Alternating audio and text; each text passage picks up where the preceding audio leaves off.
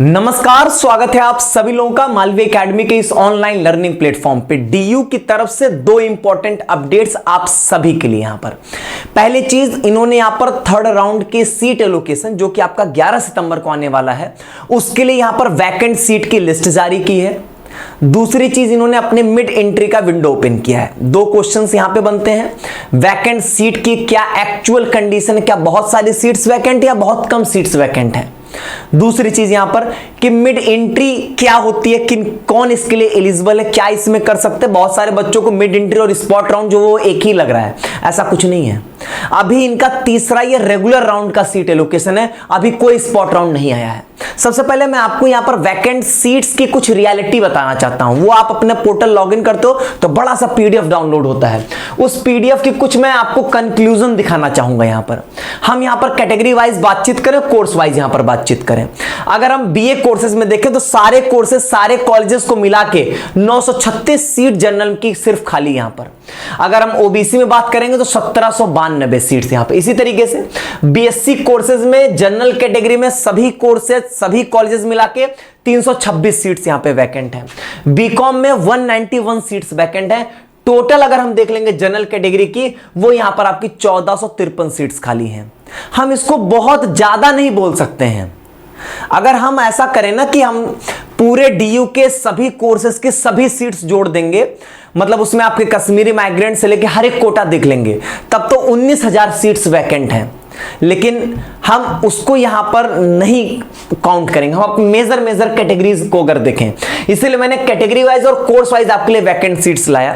तो अगर हम ये कहें कि बहुत ज्यादा सीट्स वैकेंट है तो ऐसा नहीं है, बहुत ज्यादा सीट्स वैकेंट नहीं है। इतने सारे कॉलेजेस में से अगर बीएससी के लिए सिर्फ 326 सीट्स हैं तो बहुत ज्यादा नहीं, जबकि ये रेगुलर राउंड की काउंसलिंग है यहां पर, ये थर्ड राउंड की। हाँ, एक चीज ये भी हो सकती है कि क्या थर्ड राउंड के बाद यहां पर बच्चे सीट विड्रॉ कर लेंगे, ज्यादा सीट वैकेंट हो जाएगी।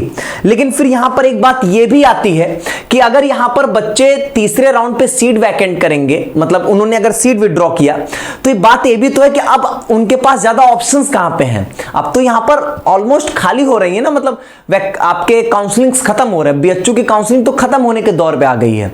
स्पॉट राउंड का यहां पर आपका जो है वो चीजें शुरू हो रही हैं। तो फिर बच्चे के पास ऑप्शंस कहां है ज्यादा। बच्चा तो सीट कहीं ना कहीं जो ले लिया है वो छोड़ना तो नहीं चाह रहा है, छोड़ना होता तब तक छोड़ दिया होता। अब थर्ड राउंड में छोड़ेगा, इसकी पॉसिबिलिटी मुझे जो यहां पे कम लग रही है।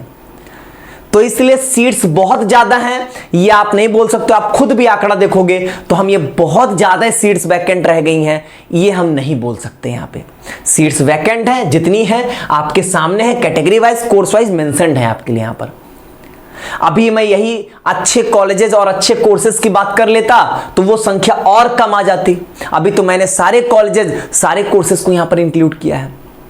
ये बातें हो गई वैकेंट सीट्स को लेके, बाकी आगे देखेंगे।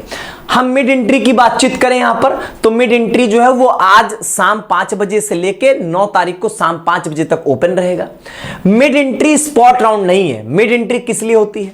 मिड एंट्री ऐसा है कि ऐसे बच्चे जो यहां पर CSAS का फेज 1 या फेज 2 कंप्लीट नहीं कर पाए थे, जो भी डेडलाइन रही होगी उसके अंदर ऐसे बच्चे जो है वो यहां पर एलिजिबल होते हैं मिड एंट्री में पार्टिसिपेट करने के लिए। 1,000 रुपए उनको पे करना पड़ता है।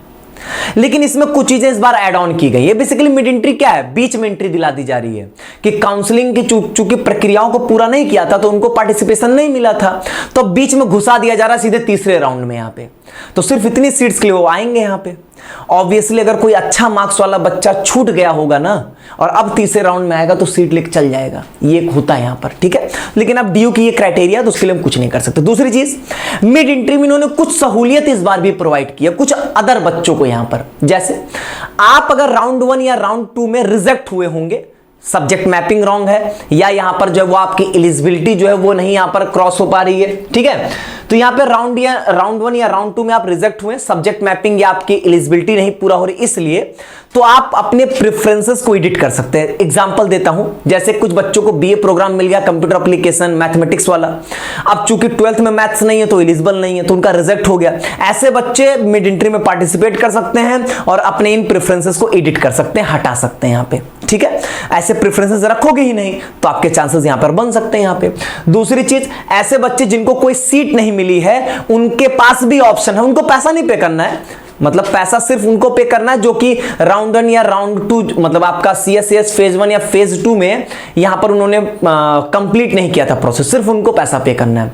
बाकी अगर आप रिजेक्ट हुए हो, ठीक है, राउंड 1 राउंड 2 में सब्जेक्ट मैपिंग या यहां पर जो वो प्रोग्राम स्पेसिफिक एलिजिबिलिटी को पूरा ना करने की वजह से, इन्होंने डॉक्यूमेंट वालों को नहीं दिया कि जिनका डॉक्यूमेंट की वजह से रिजेक्ट हुआ उनको हम दे रहे हैं, नहीं, सब्जेक्ट मैपिंग और आप जो है यहां पर जो है वो एलिजिबिलिटी नहीं पूरा कर रहे हो उनको दिया। और साथ ही साथ अगर आपको कोई सीट नहीं मिली है तो आप अपने प्रेफरेंसेस को एडिट कर सकते हो, ये यहां पर आपको चांसेस जो है वो दिए गए हैं।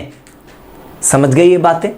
ठीक है, डॉक्यूमेंट की वजह से रिजेक्ट हुए हैं, आपने फीस नहीं पे कर पाया, उसको यहां पर मिड एंट्री में अलाउ कर रहे हैं, ऐसा कहीं पर भी मेंशन नहीं है।